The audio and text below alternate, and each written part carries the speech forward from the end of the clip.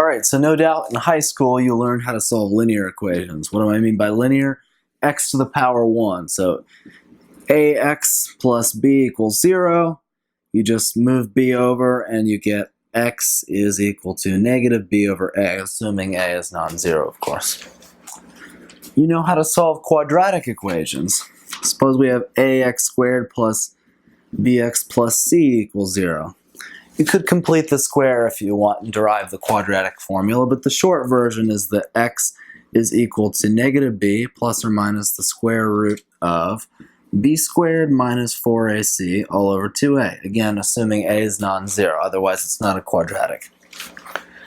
However, what do we do to solve degree 3 equations, like ax cubed plus bx squared plus cx plus d is 0. How do we find x? Solving the cubic is going to be the subject of our video. And I think I'm going to break it into two. One where I show you the general method and one where I do an example. So here we have our general cubic equation. What I'd like to point out is that the fundamental theorem of algebra says that every non-constant polynomial has at least one complex root. What does that mean? That means that if you count multiplicities, that an nth degree polynomial has n roots. Again, you might have a multiplicity 2 or 3 root, like in the case of x minus 5 squared equals 0. 5 is a repeated root, but there are in general n roots in an nth degree polynomial. But it never promises that they're real numbers, right? You see this first when you get x squared is equal to negative 1. What's the solution to this? Well, there is no real number x that squares to negative 1. So we define I to be that number, I squared equals negative 1, and build up the complex numbers as an extension of the real numbers using this number I as well. So we know from the fundamental theorem of algebra that in general we're going to have roots that are complex of the form x plus iy, although that may not be the best way to write them. So I'm just going ahead and taking the liberty of writing z as our thing we're solving for, as z is usually used to represent a complex variable. Alright, so I'm going to give you the quick top-level overview of what our strategy is for solving the cubic, and then I'm going to lay out the detailed step-by-step plan. So basically, step 1, we want to get rid of b. What do I mean by that? I mean, we want to make a substitution, z is equal to like w, so that this term actually disappears and we end up with a polynomial that looks like z cubed plus, something times z plus something, where these are just constant somethings. Can we always do this? The answer is yes, and I'll show you how. So first we want to do that. Then we want to take advantage of some cute identities involving the binomial formula, right? So if you have, well, let's put it this way, you have u plus v to the nth power. This is equal to the sum from k equals 0 to n of n choose k of u to the k times v to the n minus k. You may not have seen it in this form before, but you have seen u plus v squared is equal to u squared plus 2uv plus v squared, assuming u and v commute. And then u plus v cubed, similarly, it's going to be u cubed plus 3 u squared v plus 3 uv squared plus v cubed, and so on. There's a general formula for that. So we're going to take advantage of this and use a clever trick to simplify our equation even more. After we do that, using that, we're going to get a system of equations, basically. We're going to have 2 equations to solve instead of 1, but they're much simpler than this one. Then we're not going to quite be able to solve that. So what we're going to do is we're going to weaken the system. We're going to consider a weaker system, which just means a little less constrained. So it has a few more solutions, but it's also going to contain the set of solutions that we're looking for.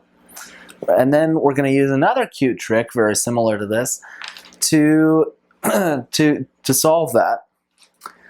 It's going to come down to finding some cube roots.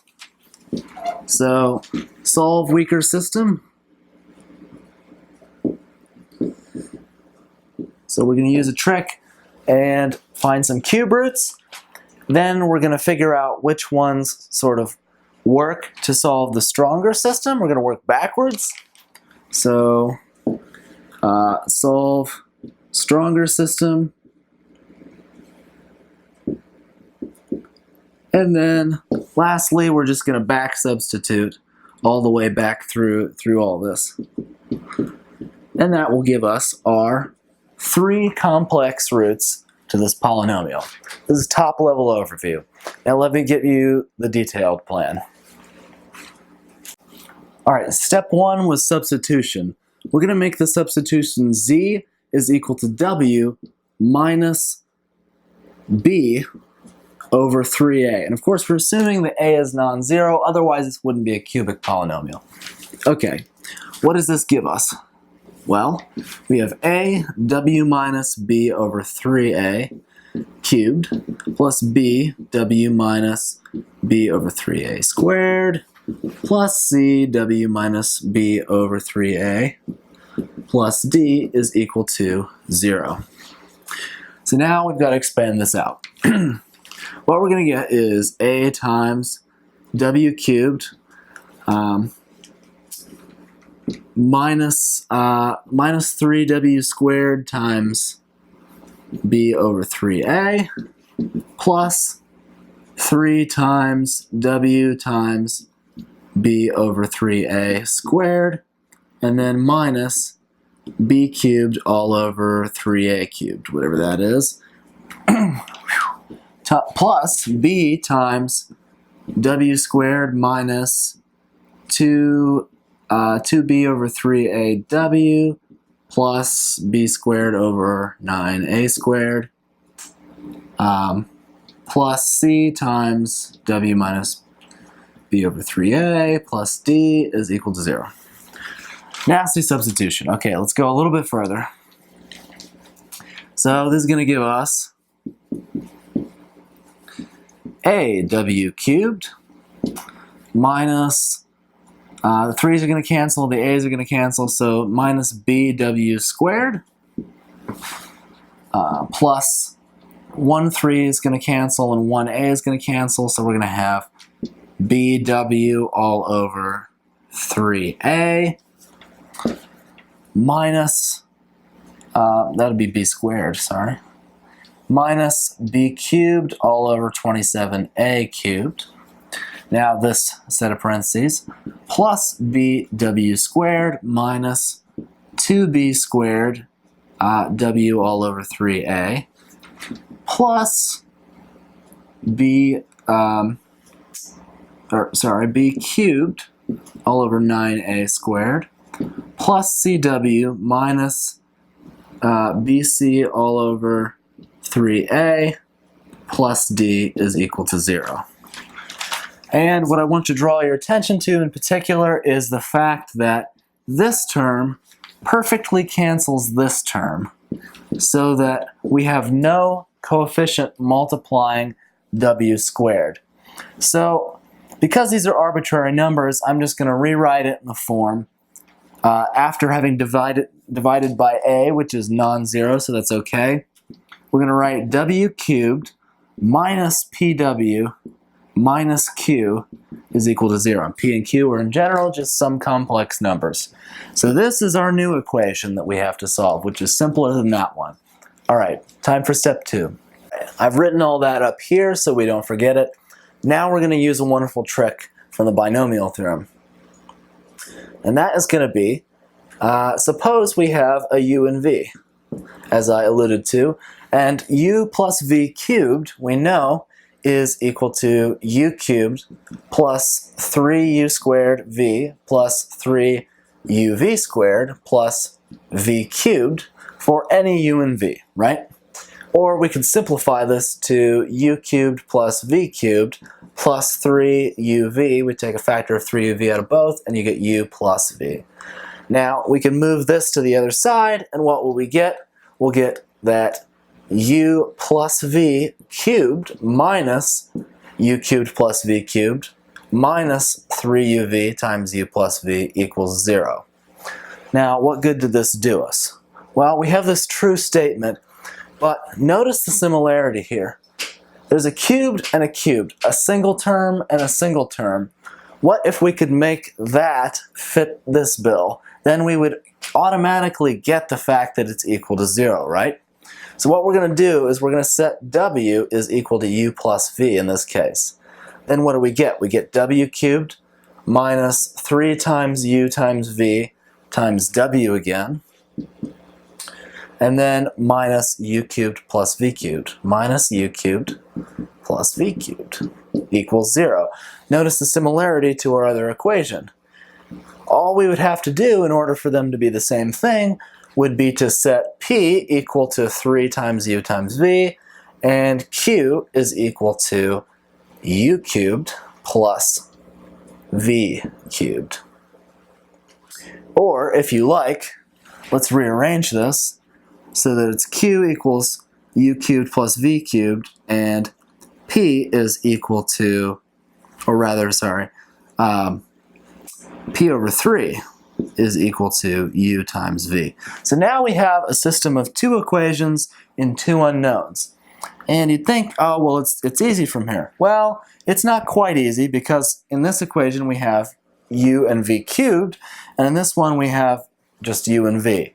So at this point, this is going to be difficult for us to solve, but it is easier than that. So what we're going to do is we're going to solve a weaker system. By this I mean we're going to cube both sides to get p cubed over 27 is equal to u cubed times v cubed. Now this has extra solutions that the system we just had doesn't have. So we're going to have to be careful with that later. But for now, we now have two equations and two unknowns, and our two unknowns are u cubed and v cubed. And this is much more manageable. We're going to use another trick here in a sec. So I'm going to write this over here and then show you what we'll do. Alright, now I have all our information written in a flowchart over here so you can tell. We made the substitution, z for w, then w is equal to u plus v, so we broke it down into two equations. Then we said that's too hard, let's solve an easier one. And now we're left with this weaker one. So how do we solve it? Well, we got to think in terms of a quadratic. Suppose we have a quadratic whose roots are exactly u cubed and v cubed. That means you could factor it like this, right? You agree that u cubed and v cubed are the roots of that quadratic? Well, let's just multiply out and see what happens. We get x squared minus u cubed x minus v cubed x is minus u cubed plus v cubed x. And then we have this last product, which is just going to be plus u cubed v cubed is equal to 0. So we know the two solutions of this are u cubed and v cubed, but look what we have now. This is our good old friend q, and this is our good old friend p cubed over 27. Maybe not quite as good of a friend. So we can solve for this in terms of p and q using the quadratic formula. So we have x is equal to negative b, which is going to be just positive q, plus or minus the square root of b squared, which is going to be q squared, minus 4, a is just 1, times c, which is p cubed all over 27. And that's going to be all over 2a, or just 2 in this case. So we know that our two solutions, u cubed and v cubed, have to be equal to the two roots of this quadratic equation. Clever, huh? Alright, what next? Well, it doesn't matter which one we call u cubed and which one we call v cubed, so I'm just going to call the positive one u cubed. So we're going to say u cubed is equal to q plus square root of q squared minus 4p cubed all over 27 all over 2. And we're going to call v cubed, just arbitrarily, q minus the discriminant all over 2. All right, we're almost there. Now what we have to do is find u and v. That means we have to take the cube roots of these. But beware, there are 3 cube roots of each of them. All right, I'm going to call u naught equal to the magnitude of any of the cube roots of q plus square root of q squared minus 4p cubed over 27 all over 2. Just call that the magnitude of that. All the cube roots have the same size. And the same thing with v. I'm going to call v naught equal to the magnitude of the cube root of q minus the square root of q squared minus 4p cubed all over 27 all over 2 and magnitude. All right, so if we have a complex number and we can write this as x plus iy, we draw a right triangle to the axes, right? And if we were to write this number in polar form, what we would end up with is r right here, and then this angle theta between the number, if you will, the point in the plane, and this x-axis. Well, this angle theta has another name, and it's the argument of the number, of the argument of the complex number. So what we're going to do is we're going to take the argument, we're going to use capital A to signify I really want this value to be between, say, 0 and 2 pi. So the argument of u cubed is going to be that angle for u cubed. Okay, so what we want is, for our 3 values of u, we're going to have u equals u naught times e to the I argument of u cubed all over 3. That's going to be one of our options. We're also going to have u naught times e arg u cubed over 3 times the cube root of unity. And then, likewise, the same thing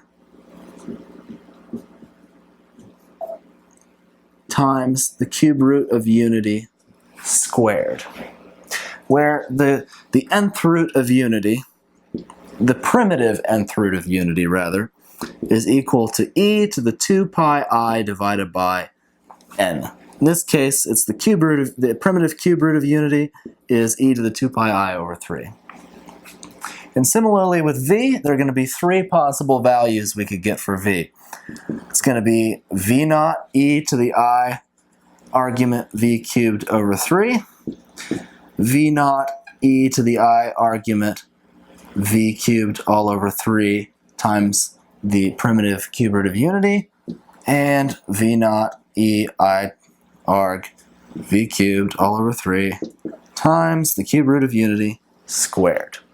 All right, so the moral of this story is that we get 3 possibilities for u and 3 possibilities for v. This is a consequence of us cubing this equation. Instead of just getting unique values u and v, we've got a bunch of extras. So what we want is 3 solutions because we have a cubic equation. But what we currently have is 9 different pairs, right? 3 times 3, 3 u values, 3 v values. So we have 9 total pairs, and clearly not all of them are going to be solutions. So this is the part where we have to be very careful. By solving a weaker system, we trade off the difficulty of solving this for the difficulty of figuring out which pairs are compatible.